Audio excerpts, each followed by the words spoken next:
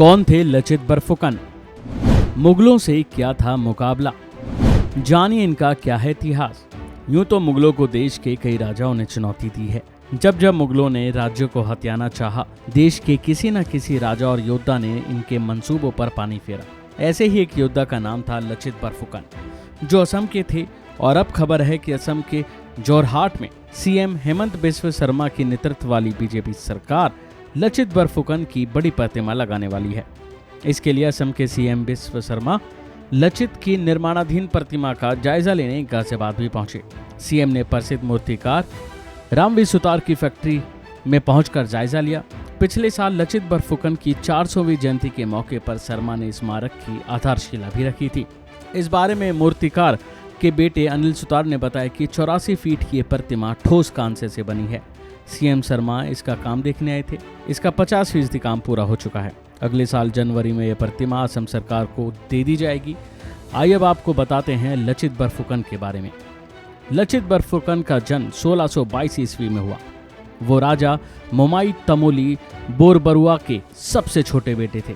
जहांगीर और शाहजहां के शासनकाल के दौरान मुगलों के खिलाफ युद्ध लड़ते हुए वो जनरल के पद तक पहुंचे थे।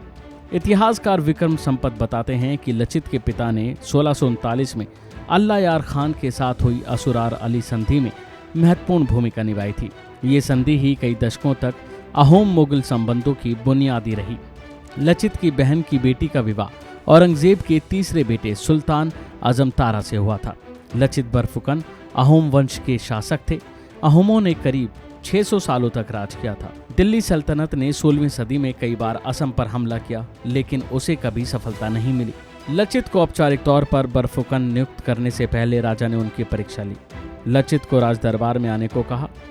वो प्रणाम करने के लिए जैसे ही झुके तो एक पूर्व नियोजित तरीके से एक सहायक पीछे से आया और लचित का मुकुट छीन लिया। असमिया परंपरा में इसे किसी भी व्यक्ति की गरिमा और आत्मसम्मान का गहरा अपमान माना जाता है।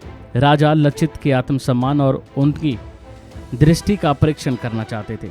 लचित ने तुरंत उठकर अपनी तलवार खींच ली और सहायक की गर्दन काटने के लिए आगे बढ़े, जो तब तक राजा के कदमों के पास जाकर बैठ गए थे।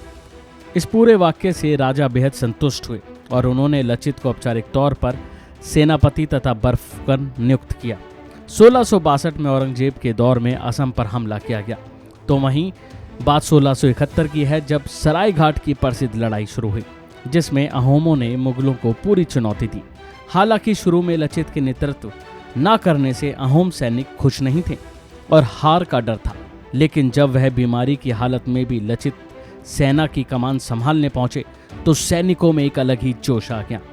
मुगल सेना को मानस नदी से आगे खदेड़ दिया। यह असमिया के लिए एक निर्णायक जीत थी। सराय घाट की लड़ाई ने साबित कर दिया कि लचित बरफुकन एक कुशल रणनीतिकार थे, जिनकी तुलना भारत के किसी भी हिस्से के महान सेनापतियों से की जा सकती थी। अभी के लिए फिलहाल इतना ही। बने रहिए वन इंडिया के साथ।